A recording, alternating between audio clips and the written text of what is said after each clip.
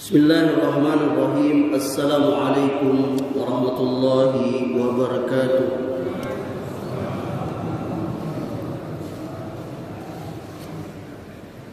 Innal hamdalillah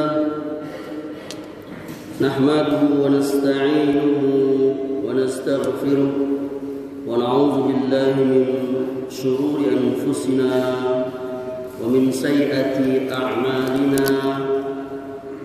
من يهده الله فلا مضل له ومن يضلل فلا هادي له واشهد ان لا اله الا الله وحده لا شريك له واشهد ان محمدا عبده ورسوله صلى الله عليه وعلى اله وسلم.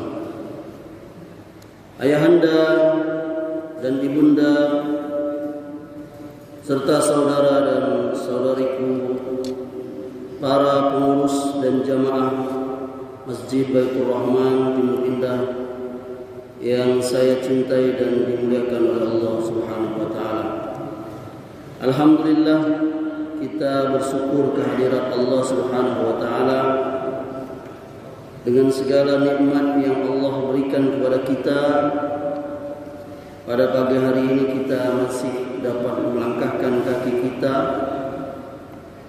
ke masjid yang kita cintai ini dalam rangka beribadah kepada Allah Subhanahu wa taala, ruku dan sujud kepada Allah Subhanahu wa taala, dan ba'da salat subuh ini kita akan melanjutkan pelajaran kita. Saya masih akan melanjutkan pembahasan tentang rukun iman yang ketiga, yakni iman kepada kitab-kitab Allah. Pada pertemuan bulan yang lalu kita telah membahas bab yang pertama, pengertian kitab-kitab Allah. Bab yang kedua tentang kitab-kitab Allah sebagai wahyu. Bab yang ketiga, kitab-kitab Allah sebelum Al-Quran. Maka pada kesempatan subuh kali ini saya akan melanjutkan bab yang keempat, yakni Al-Quran sebagai kitab Allah yang terakhir. Jadi Al-Quran itu adalah kitab Allah yang Allah turunkan yang terakhir kepada Nabi yang terakhir, yakni Nabi Muhammad sallallahu alaihi wasallam. Dan Allah menurunkan Al-Quran kepada Nabi sallallahu alaihi wasallam selama lebih kurang 23 tahun, yang meliputi periode Mekah dan Madinah. Secara etimologi, Quran itu maknanya atau artinya itu bacaan atau yang dibaca. Dia berasal dari kata qara'a, ya, yang berarti membaca. Sedangkan secara terminologi, Al-Quran itu maknanya adalah wahyu Allah Subhanahu wa taala yang diturunkan kepada Nabi Muhammad sallallahu alaihi wasallam.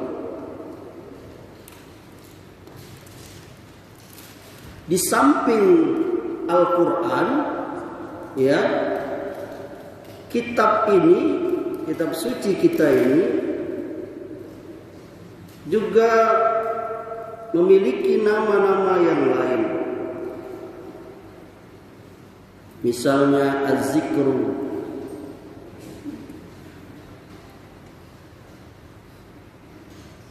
misalnya Al-Kitab,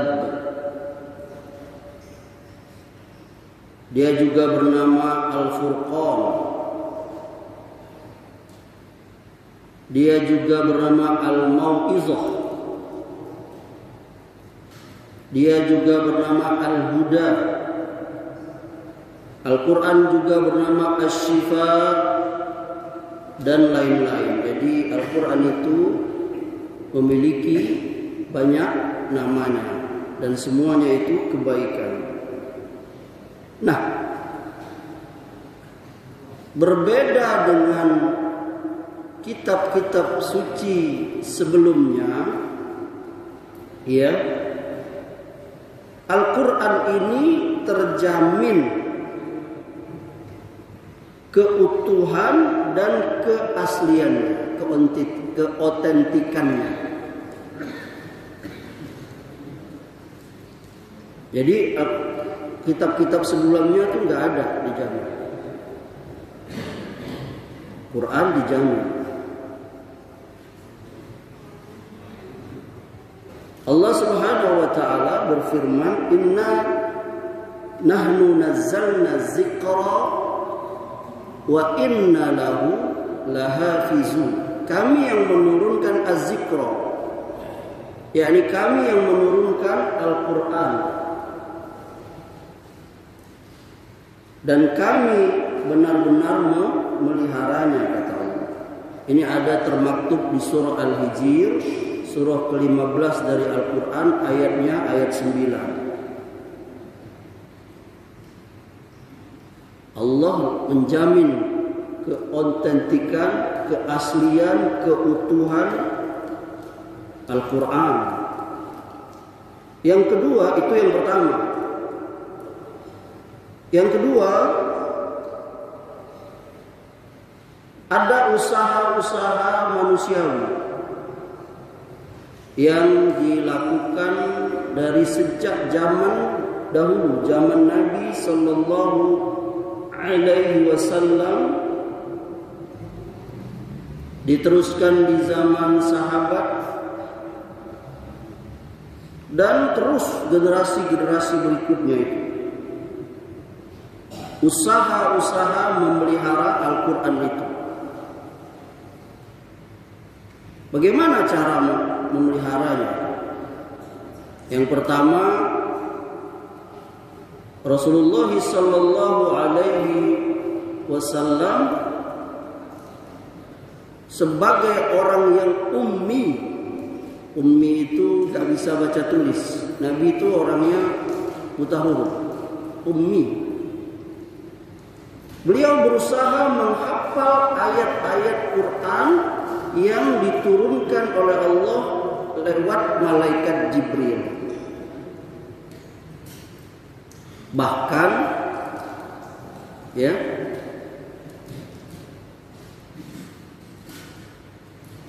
belum lagi selesai wahyu itu, Quran itu dibaca oleh Jibril, beliau segera menghafalnya. Beliau menggerakkan kedua bibirnya untuk menghafal ayat-ayat yang dikasih tahu, diajar oleh Jibril kepada beliau. Sampai-sampai itu ditegur oleh Allah. Jadi Jibril datang mengajari satu ayat, dua ayat dan seterusnya. Maka Nabi langsung baca. Nah, itu ditegur oleh Allah Subhanahu wa taala, bahwa kata Allah akan memberikan jaminan bahwa tanpa usaha Allah akan membuat Nabi sallallahu alaihi wasallam bisa menghafal, bisa membaca Quran dan faham maknanya. Kata Allah, la tuharrik bihi lisanaka lita'jala bih, inna alaina jam'ahu wa qur'ana, fa iza qara'nahu fattabi' qur'ana, summa inna alaina bayana. Ditegur Nabi, kata Allah, jangan kau gerakkan lidahmu itu untuk baca Quran itu supaya cepat-cepat bisa.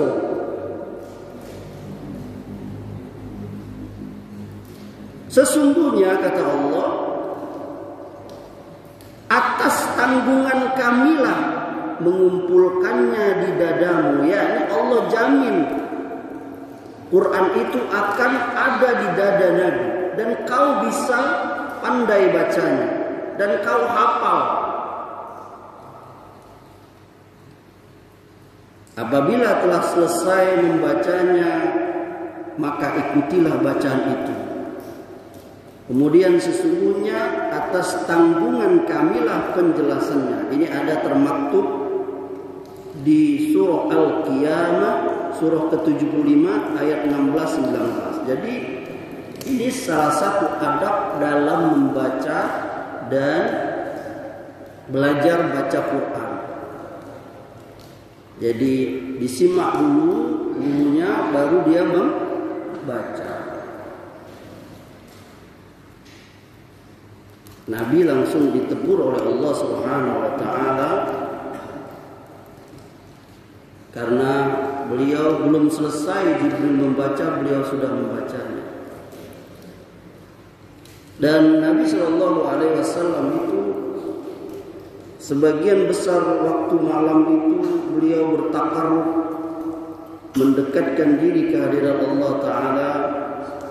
Beliau sholat, beliau baca Quran dengan tartil.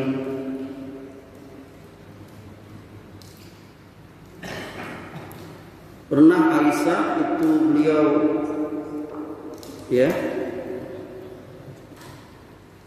bercerita, Aisyah radhiyallahu anha, Jibril alaihissalam selalu datang kepada Nabi setiap tahun untuk menyaksikan Rasul dalam bertadarus dan menghafal Quran. Jadi setiap tahun Jibril datang mengecek hafalan Nabi itu. Berkat perhatian dan upaya yang sungguh-sungguh atas bimbingan Jibril, dan ini jaminan dari Allah, sampai Rasulullah benar-benar menguasai Al-Quran itu secara sempurna. Tidak ada manusia yang menguasai Al-Quran itu, baik bacaannya, pemahamannya, pelaksanaannya, itu kecuali Nabi Sallallahu Alaihi Wasallam. Nah, begitulah cara Allah menjamin Al-Quran itu. Lalu Nabi Shallallahu Alaihi Wasallam setelah selesai beliau menghafalnya, beliau sampaikan kepada para sahabatnya untuk mereka juga menghafalnya. Kalau beliau bertemu sahabat, maka beliau membacakan Quran dan sahabat menghafal. Bahkan sampai-sampai ditulis itu. Ada yang nulisnya di pelepah korma, ada yang nulisnya di batu, apalagi di tulang, supaya Quran itu terpelihara. Kulit-kulit binatang ya.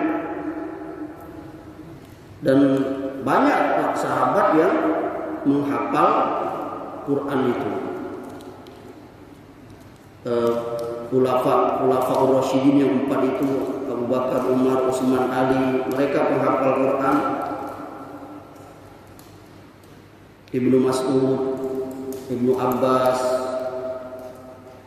Muawiyah ya. Bahkan Muawiyah itu juru tulisnya Nabi. Karena Nabi kan nggak bisa tadi baca tulis, beliau Muawiyah itu salah seorang sahabat yang penulis wahyu. Itu yang cara yang kedua. Yang ketiga, cara Allah memelihara Quran itu di zaman Abu Bakar itu, ide dari Umar, Al-Quran itu dikumpulkan dalam satu mushaf. Itu ada panitia kerjanya yang diketuai Zaid bin Sabit. Itu dimulai di zaman Abu Bakar sudah ada. supaya Quran itu terpelihara, ya, ada tim khusus yang diketuai oleh sahabat Zaid bin Sabit. Mereka lah yang menyusun Quran itu atas petunjuk Nabi.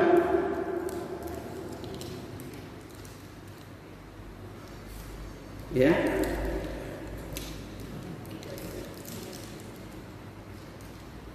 Kemudian pada zaman Utsman, Quran itu dibukukan. Kalau tadi zaman Abu Bakar itu belum tersusun, di zaman Utsman lebih disusun lagi menurut petunjuk Nabi. Ayat-ayatnya, urutan-urutan suratnya, maka kita kenallah seperti yang kita pakai sekarang ini, ya, yakni mushaf Rasul Al-Utsmani, mushaf Utsman. Lalu oleh Utsman dibuat salinannya, dikirim ke negeri-negeri Islam pada saat itu. Itu ada beberapa seorang sahabat yang ahli Quran, ya. Itu yang keempat, periode yang keempat, lebih terpelihara lagi. Kemudian yang kelima, masa-masa berikutnya itu, ya, para ulama mereka berusaha terus memelihara Quran itu, ayahanda. Baik itu penulisannya, pembacaannya, sampai lahirlah berbagai macam ilmu tentang Quran.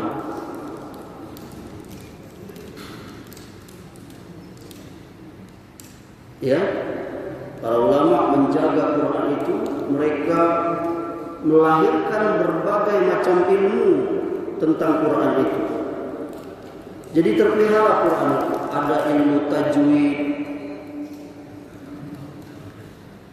kaidah-kaidah dalam membaca Quran itu, ya.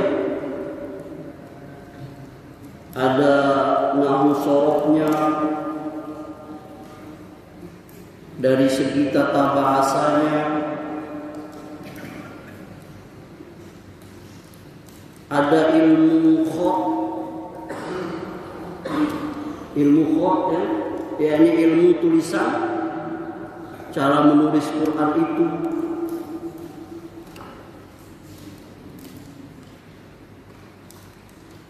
Dan berbagai ulumul Quran dan tafsir dari segi metodologinya, dan berbagai macam ilmu yang terlahir dari Quran itu. Itu cara Allah memeliharanya, ayahanda ibunda. Nah, itulah jaminan Allah Subhanahu wa taala terpeliharanya keutuhan, keaslian sampai nanti hari kiamat. Karena memang Quran itu dia universal. Kata para ulama, Quran itu am li jami'il basar fi kulli makan wa zaman. Quran itu berlaku untuk seluruh manusia di mana saja dan kapan saja. Berbeda dengan kitab-kitab sebelumnya yang berlakunya untuk lokal, yakni penganut kitab-kitab itu saja. Zabur hanya untuk kaumnya Nabi Daud. Taurat hanya untuk Bani Israel, kaum Nabi Musa. Injil hanya berlaku untuk kaumnya Nabi Isa. Dan suhuf-suhuf yang diturunkan kepada para nabi, semisal Ibrahim alaihissalam, juga berlaku hanya sementara untuk kaum-kaum yang terbatas, masing-masing kaum nabi dan rasul itu. Berbeda dengan Quran. Quran ini untuk seluruh manusia, semua tempat, sampai akhir zaman.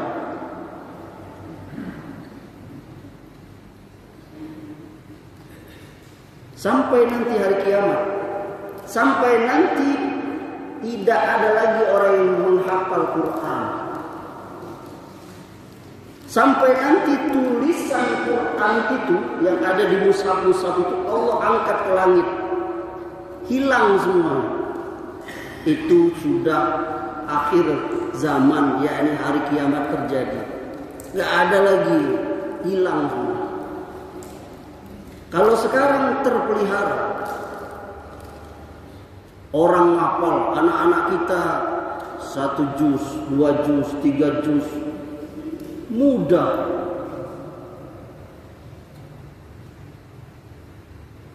Bagi mereka menghafalnya. Bahkan ada yang 30 juz. Anak-anak sekarang kan, Masya Allah. Bahkan kalah kita orang tua itu. Dan itu kadang-kala jadi pembicaraan itu di beberapa masjid. Kondisi imamnya itu sudah tua, hafalannya pun sudah, ya begitulah. Makhrajnya juga, tajwidnya udah ini.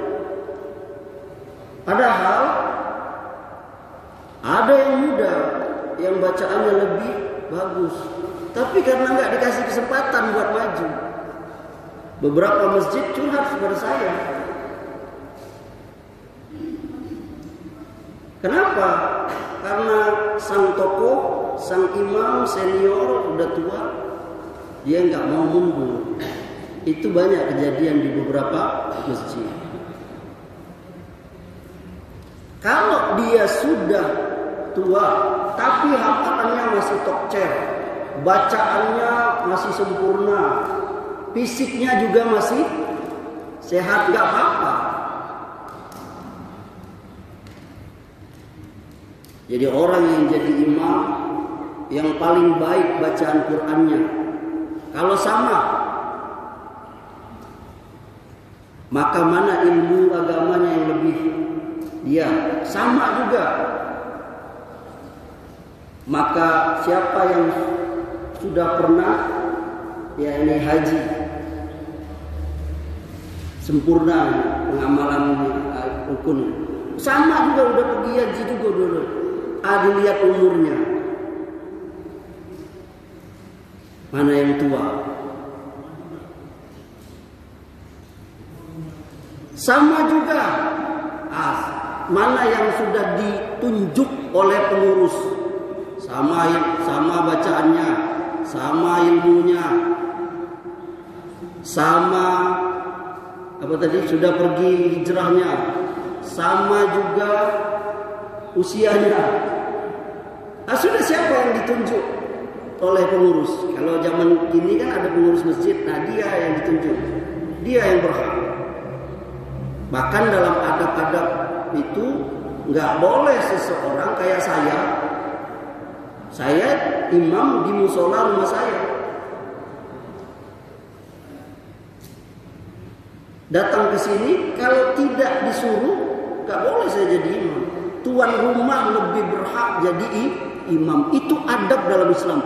Walaupun siapa yang datang ke sini, Muammar ZA juga, Syekh Sudais juga datang ke sini, kalau tidak disuruh oleh tuan rumah, yakni pengurus sini, imam sini, nggak boleh dia. Itu adab.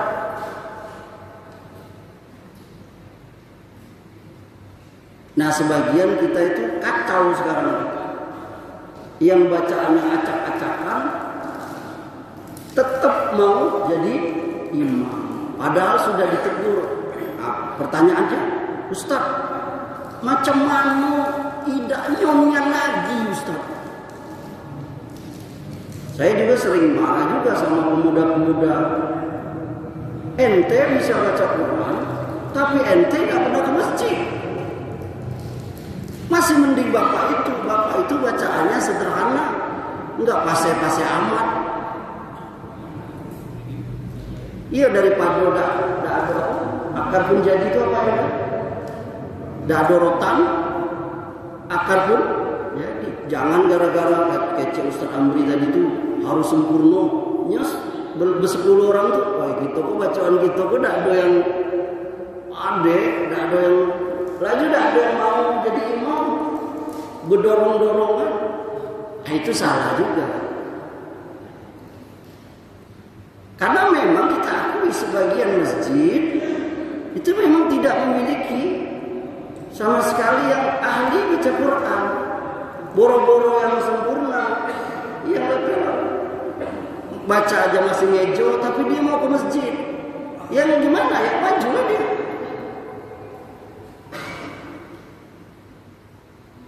Makanya sebagian masjid apabila dia mencari apa istilahnya itu, penunggu masjid itu, penjaga masjid itu, marbot, dia kasih syarat di situ, bisa jadi imam, bahkan bisa jadi khotib jikalau misalnya ustadznya penceramahnya berhalangan. Nah itu cara kita memelihara Quran. Ya, ada yang mau tanya? Ada yang ingin bertanya masalah ini? Ya ada, kita lanjutkan. Kemudian, apa fungsi Al-Quran terhadap kitab-kitab sebelumnya? Ya,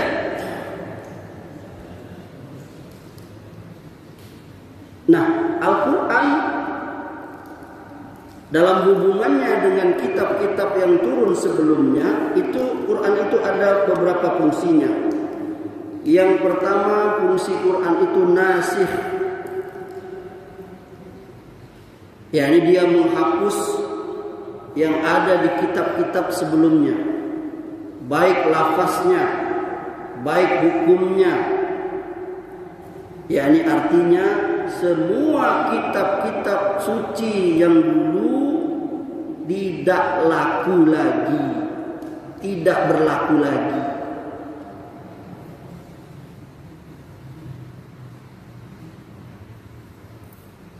Dia nasikh, menghapus. Yang kedua, fungsi Quran terhadap kitab-kitab sebelumnya yang diturunkan itu, dia muhaimin. Dia batu ujian terhadap kebenaran kitab-kitab sebelumnya itu, Injil, Zabur, Taurat itu. Jadi Quranlah sebagai korektornya, sebagai koreksi terhadap perubahan yang terjadi dari kitab-kitab sebelumnya itu. Jadi Quran itu jadi satu-satunya pegangan. Kitab-kitab sebelumnya nggak laku lagi. Tapi kenyataannya Ustaz, masih ada kitab-kitab itu, ya kan? Betul nggak ayah, ibunda? Oh ini kitab Injil, oh ini kitab Zabur, oh ini Taurat, apalah namanya. Yang ada sekarang itu sudah tercampur, tidak asli lagi. Semua kitab suci yang orang aku sekarang ini selain Quran, itu semuanya tidak berlaku karena sudah tercampur dengan omongan orang manusia. Dan itu bisa dibuktikan.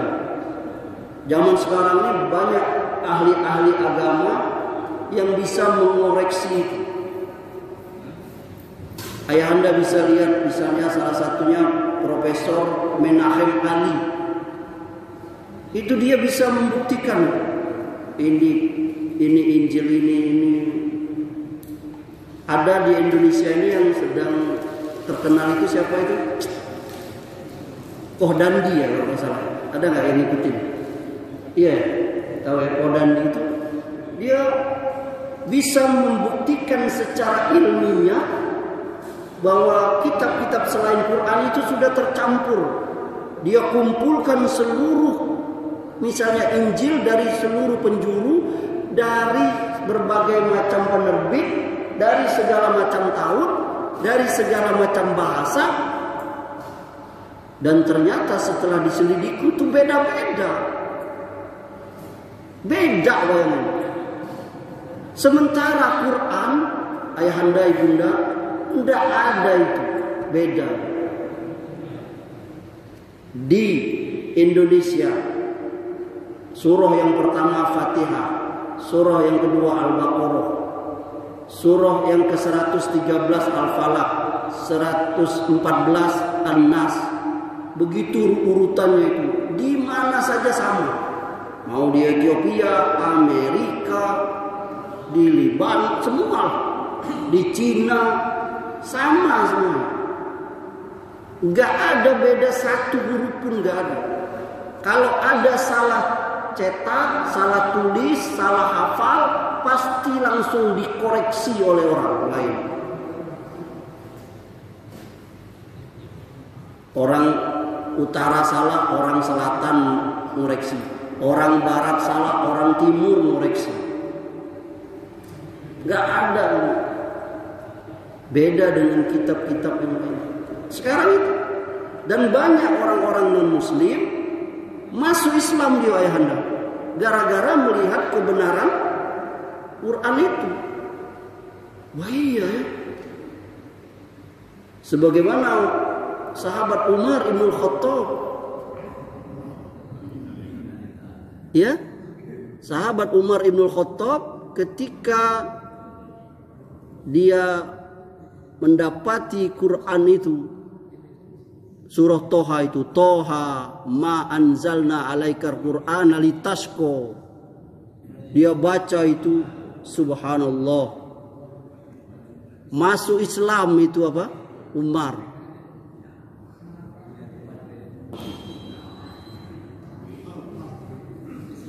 Ya, masuk Islam Umar gara-gara surat Toha itu. Betul ya Anda? Agak ini saya tidak hadir dalam ingatan saya. Benar ya surat Toha ya? Masuk Islam. Sampai katanya ada kabar itu Abu Jahal dengan abu-abu yang lain itu, yang orang kafir. Maaf Pak Abu, kalau ada Pak Abu sini. Itu Abu Jahal, Abu Lahab sama kawan-kawannya itu, dia benci dengan Nabi Muhammad, tapi dalam riwayat itu mereka rindu bacaan Quran itu. Sampai suatu ketika mereka diam-diam sering dengar baca Quran Nabi. Suatu ketika mereka besobok ya kalau bahasa dulu. Tersobok. Kau ngapu kau sih kau? Lah kau ngapu sih kau? Lah kau rupanya sama-sama nak dengar bacaan Quran. Subhanallah. Pandainya Quran itu. Karena memang mukjizat Quran itu, ayahanda ibunda, itu yang sedang tenar di zaman itu. Di zaman Musa itu lagi tenar itu apa sih zaman sekarang? Viral ilmu sihir. Datang Allah Subhanahu wa taala mengutus Musa sebagai penjelasan risalah kerasulan beliau. Allah melengkapi Musa dengan mukjizat. Salah satu mukjizat Musa itu, yakni tongkat beliau itu berubah jadi ular, benar-benar ular. Tangan beliau itu dimasukkan ke jubahnya, keluar dari cahaya seperti lampu. Dan itu membuat akhirnya orang tukang sihir Firaun itu masuk Islam, sebagaimana yang kita tahu kisahnya. Kenapa? Karena ilmu yang beredar pada saat itu ilmu sihir. Di zaman Nabi Isa yang sedang viral, tenar, itu ilmu tabib, ilmu pengobatan. Yang terkenal itu para dokter, para tabib, orang yang ngobatin penyakit. Sebagai penguat risalah kenabian, kerasulan, Allah mengutus Isa alaihissalam dengan mukjizat yang memperkuat kerasulan beliau. Yakni apa? Pengobatan yang paling tinggi. Apa ayahanda? Sahih, barakallahu fiik. Tidak ada lagi pengobatan yang paling padat. Kira-kira ada yang paling padat? Ngidupkan orang mati. Orang mati dihidupkan lagi, diusap, hidup. Kira-kira kalau ada ustadz zaman kini kok yang bisa menghidupkan orang mati, kira-kira viral gak? Viral gak? Viral dengan itu bukan lagi sebengkulu sedunia. Wah, di ustadz itu bisa hidup. Banyaknya orang undang itu, Pak tolong Pak. Itu gaya saya. Berapa juga dibayar orang itu. Nah, di zaman Nabi itu yang viral itu yakni syair. Banyak asy'ara, para penyair yang di zaman Nabi itu setiap tahun tuh di Mekah diadakan lomba menulis syair.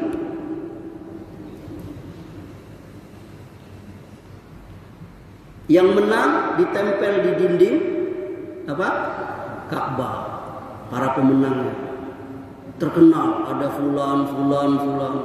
Datang Nabi SAW diutus oleh Allah.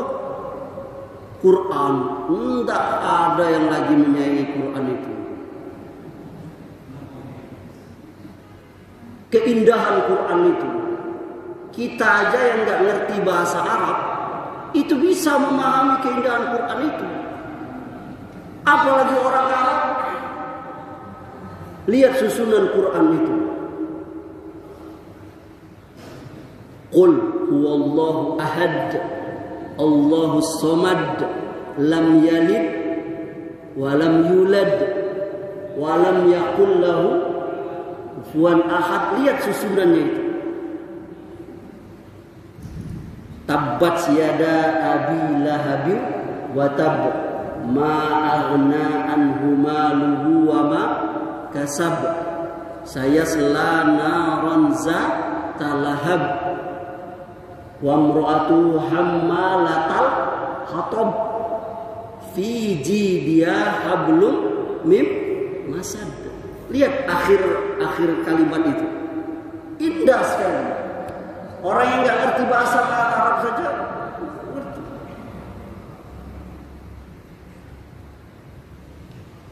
Ayahanda bisa memahami keindahan Quran itu kan? Padahal kita enggak ngerti bahasa Arab. Ini kemarin ada heboh masalah khotbah pakai bahasa, betul lah. Ada masjid khotbah pakai bahasa Arab. Saya nggak mau masuk ke situ lah. Biarlah Ustaz Junaidi Hamzah aja ya. Saya lihat di Facebooknya dia, di ceramah-ceramahnya dia bahas.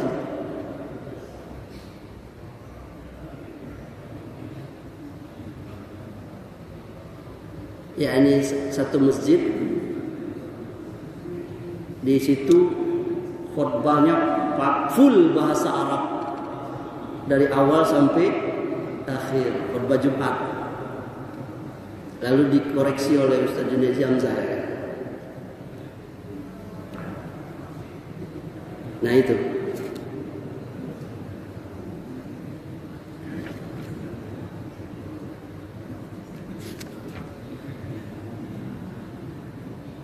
Kemudian Quran tadi kita katakan istimewa.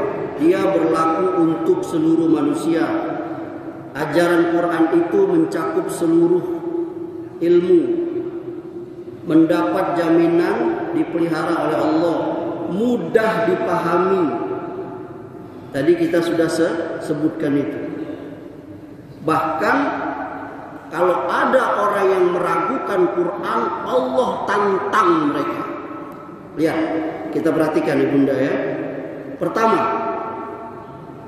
ini tantangan Allah ajukan kepada seluruh manusia sampai jin. Kalau memang kamu bisa buat seperti Quran, buatlah. Allah berfirman, "Qul la ijtama'atil insu wal jinnu ala ayyatu bimisli hadzal Qur'an la ya'tuna bimislihi walau kana ba'duhum li ba'din zahira." Kata Allah, sesungguhnya kalau manusia dan jin berkumpul untuk membuat yang serupa Quran ini, niscaya mereka tidak akan dapat membuat yang serupa dengan ini. Gak bisa. Sekalipun mereka saling bantu, yang ahli bahasa, ahli syair, gak bisa. Ini ada di surah Al-Isra, surah 17 ayat 88. Dikurangin lagi oleh Allah. Dikurangin lagi oleh Allah. Tahap kedua, dikurangin oleh Allah buat 10 surat aja seperti surat ini. Ini Allah sebutkan di surah Hud ayat 13. Am yaqulu naftara qul fa'tu bi asyri suwarin misli mudtarayati wad'u man istata'tum min dunillahi in kuntum shadiqin. Mereka orang-orang kafir itu menuduh Nabi membuat-buat Quran. Lalu Allah katakan kepada Nabi, suruh mereka itu datangkan 10 surat saja yang bisa menyamai Quran. Panggillah, ajaklah orang-orang kawan-kawannya. Tidak bisa. Dikurangin lagi oleh Allah. Tahap ketiga, buat 1 surat saja, 1 aja. Ini Allah sebutkan di dalam surah Al-Baqarah ayat 23. Ya, wa in kuntum fi raibin mimma nazzalna ala abdina fa'tu bi suratin min misli wad'u syuhada'akum min dunillah in kuntum shadiqin. Kata Allah, kalau kamu tetap ragu tentang Quran ini yang kami turunkan kepada Muhammad itu, buat 1 aja surat. Nah, seperti atau kayak Quran itu.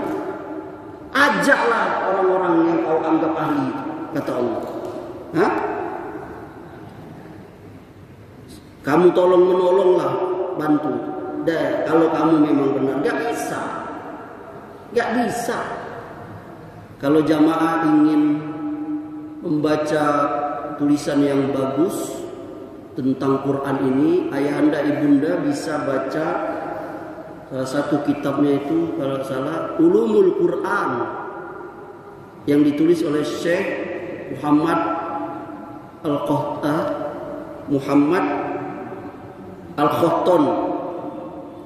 Itu sudah ada terjemahannya. Bagus sekali, di situ dijelaskan apa itu Quran dan seterusnya. Bagaimana Allah memelihara Quran dan seterusnya. Bagus sekali. Manna Al-Khattab. Judul bukunya itu Ulumul Quran. Beli aja di di toko buku ada, di online ada itu. Karangan Syekh Manna Al-Khattab. Itu diajar kampus-kampus di madrasah, bagus sekali buku itu. Dia menjelaskan sejarah Quran itu, apa itu surat, apa itu ayat dan seterusnya. Mudah nih yang zaman sekarang nih ayahanda.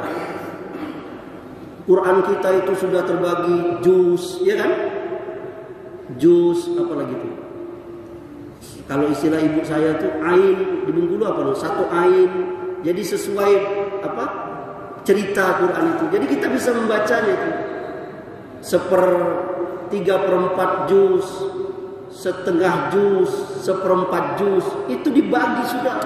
Bahkan ada Quran zaman sekarang yang berwarna-warni, ya kan? Yang ayahanda yang matanya sudah Quran ada yang besar. Bahkan sekarang sudah ada di mana? Di HP. Ustadz-ustadz zaman sekarang, ya Allah, mudah nih. Dulu harus bawa kitab seberapa itu. Sekarang 1 aja. Bisa tinggal klik surat sekian, ayat sekian. Dan HP-nya mati, selesailah kajian. Kalau cuma ngandalin HP, bener dia nih. Kawan-kawan ustadz juga sering cerita. Kalau cuma ngandalin HP, saya lebih senang dengan kitab konvensional dibanding ini. Itu penyakitnya itu. Apalagi yang pakai sinyal. Udah sinyal hilang pula pelajaran. Tapi itu kemudahan. Barangkali ini cukup. Hari sudah siang, sudah jam 6 lewat 6. Ada ayahanda yang ingin menambahkan atau ada yang ingin bertanya? Silakan.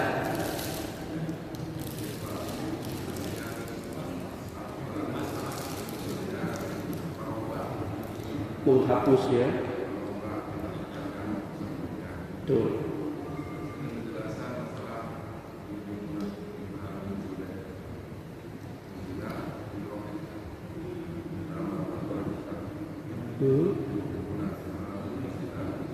Apa itu artinya? Coba.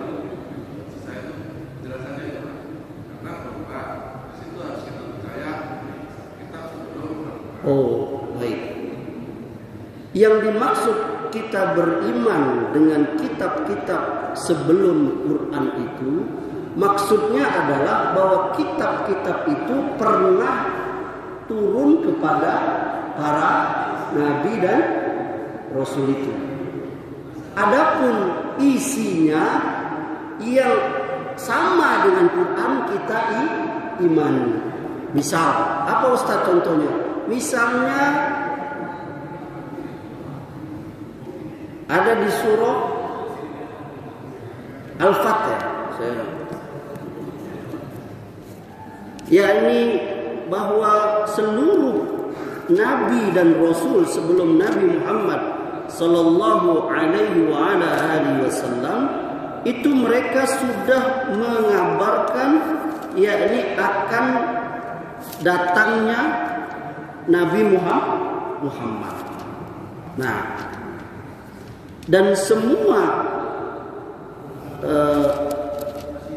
para nabi dan rasul itu sudah dikasih tahu oleh Allah nanti akan ada nabi terakhir yakni Muhammad. Termasuk orang Yahudi. Kenapa orang Yahudi itu bencian dengan Nabi Muhammad? Karena mereka tahu di dalam kitab mereka, Taurat itu dikabarkan akan ada nabi sesudah Nabi Isa sebagai nabi terakhir Muhammad. Ciri-cirinya itu jelas ya. Itu orang kafir itu udah tahu, orang Yahudi karena ada termaktub di kitab-kitab mereka. Ingat gak ayahanda ibunda kisah Islamnya atau masuk Islamnya, mencari imannya Salman Al-Farisi? Ingat ibunda? Sahabat Salman ayahanda tahu ya? Saya nggak hadir dalam ingatan saya nama aslinya siapa itu. Yang jelas dia dikasih nama oleh Nabi Salman. Salman itu apa artinya? Selamat. Al-Farisi dari Parsi, dari Persia, dari Iran. Itu berapa jauhnya Iran ke. Dia membaca kitab suci dia bercerita bahwa akan hadir nabi terakhir namanya Ahmad. Itu di Quran surah Al-Fatih namanya Ahmad. Dia lahir di negeri yang tandus, banyak pohon korma. Rincinya sampai dia ada tanda khotamul nubuwah, yakni tanda kenabian. Ayahanda tahu nggak istilah khotamun nubuwah? Tahu? Pernah dengar nggak? Khotamun nubuwah itu tanda nabi. Dia ini nabi. Yakni tanda Nabi Muhammad Rasul itu ada daging semacam daging tumbuh sebesar apa ya? Burung telur ya? Iya kan? Hah? Iya, sebesar telur puyuh atau di belakang punggung dia. Ketika Salman datang kepada Nabi, Salman ngetes itu. Aku sudah tahu namanya Ahmad.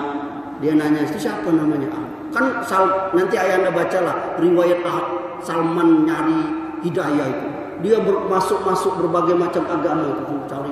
Sampai ke Madinah ya. Di Madinah ada orang.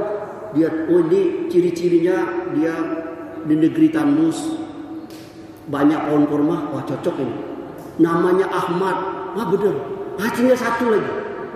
Lalu Nabi tahu, dia dikasih tahu ada apa Salman? Salman cerita, aku sudah percaya, cuman ada satu lagi yang tanda yang Nabi buka baju beliau jubah ditunjukin kepada Salman.